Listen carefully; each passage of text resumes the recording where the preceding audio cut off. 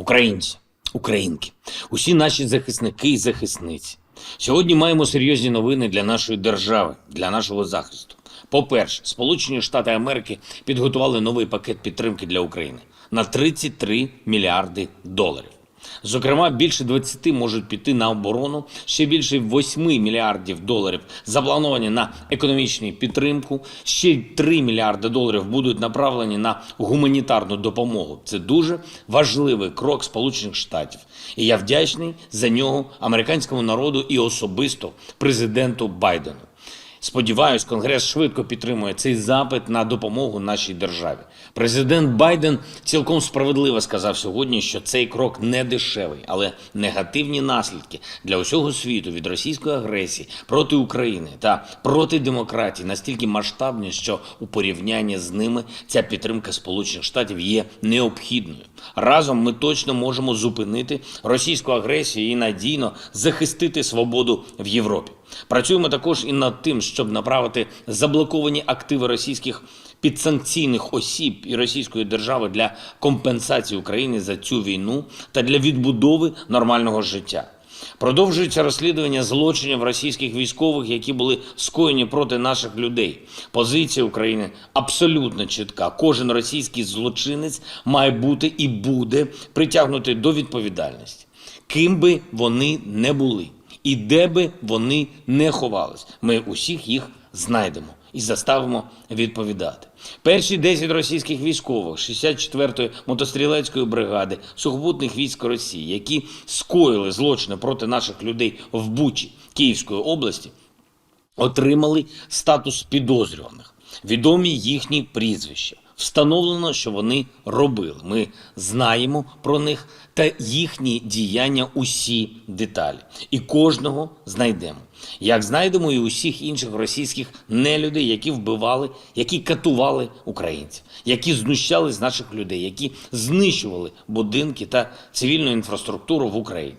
Жоден з цих покидьків не втече від відповідальності. Втім, дехто з них все ж таки може не дожити до суду і справедливого покарання. Але тільки з однієї причини – цю російську бригаду перекинули на Харківщину. Там вони отримують відплату від наших військових. Сьогодні у Києві з візитом був прем'єр-міністр Болгарії Кирил Петков. Провели з ним дуже предметні і дуже теплі перемовини. Болгарія серед тих держав, які принципово і швидко відреагували одразу на російську агресію. Я вдячний і уряду Болгарії, і болгарському народу за те, що вони не зволікали, щоб підтримати нашу державу.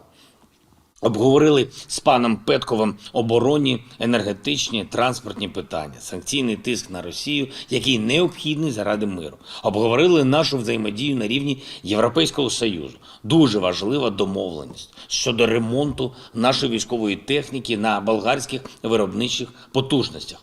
Інше питання, яке ми погодили щодо постачання української електрики в Болгарію і використання потужностей трансбалканського газопроводу спільно з болгарською стороною. Вдячний Болгарії за можливість використання порту Варна для експорту нашої аграрної потужності. Був в Україні сьогодні і генеральний секретар ООН Антоніо Гутерреш. Дуже важливо, що пан генеральний секретар побував в Бородянці Київської області. І на власні очі побачив, що там наробили російські окупанти. Сотні українських міст і сотні громад пережили те саме, що і Бородянка, і Буча. Російська армія в Україні свідомо і без жодних сумнівів розтоптала усе, на чому був заснований глобальний порядок після Другої світової війни. Статут ООН, міжнародні конвенції, декларації, права людей і держав – все те, що має гарантувати свободу і безпеку у світі, просто зруйновано російськими агресивними діями.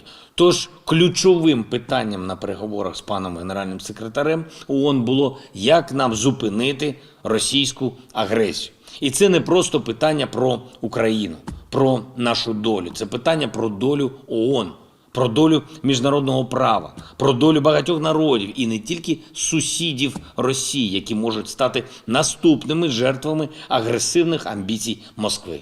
Звичайно, на переговорах багато уваги ми приділили тому, як врятувати наших людей з Маріуполя. Вважаю, що за допомогою ООН можливо організувати евакуаційну місію. Україна готова до цих кроків. Але потрібно також і щоб російська сторона поставилась до цього питання без цинізму і реально виконувала те, про що говорить.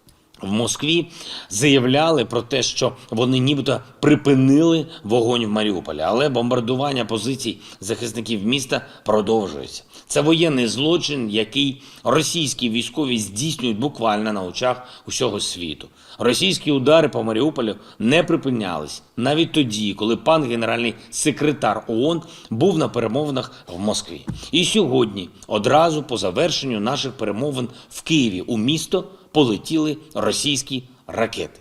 5 ракет. І це багато що говорить про справжнє ставлення Росії до глобальних інституцій, про намагання російського керівництва принизити ООН і все, що організація уособлює. А отже, вимагає відповідної, потужної реакції. Російські ракетні удари по Україні, по Києву, Фастову, Одесі, Хмельницькому та іншим містам вкотре засвідчують, ще не можна розслаблятись, не можна думати, нібито війна вже закінчується, нам ще потрібно боротись, ще потрібно гнати окупантів. Сьогодні російська армія продовжила спроби наступу на сході нашої держави, на Донбасі. Пробує просуватися у південних регіонах. Збройні сили України стримують загарбників, і я вдячний кожному нашому захиснику, кожній нашій захисниці, які тримають позиції. Робимо все для того, щоб допомогти нашій армії, щоб забезпечити військових усією необхідною зброєю. Кожного разу в контактах з партнерами я наголошую на тому, що зброя для України саме зараз, саме тих видів, які ми запитуємо, і саме тоді, коли ми її потребуємо. Це порятунок не тільки для наших людей, це порятунок для всіх вас, для всієї Європи. Вдячний тим з партнерів, хто це розуміє і хто допомагає переконати інших. Перед записом вечірнього звернення підписав указ про нагородження наших героїв. Державними нагородами відзначені 214 військовослужбовців Збройних сил України. Із них 14 посмертно. Вічна пам'ять усім, хто віддав життя за Україну. Вічна слава усім, хто став на захист держави. Слава Україні!